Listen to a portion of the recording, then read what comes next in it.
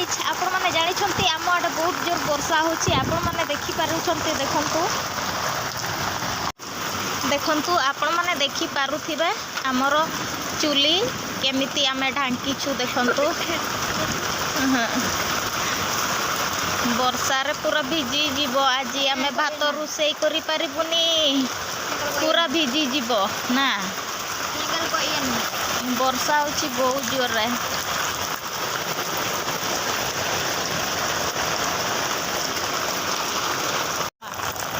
भगवान वर्षा करनिया मनिया निविजिवो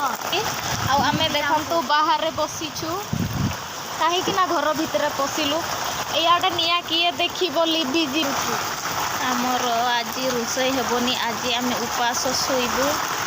बहुत दुखर कथा केमिति रोषेई करिबु आम तर काठ चूल्ही भी बाहर आ कोयला चूल्ही भी बाहर आपण माने देखि पारुथिबे।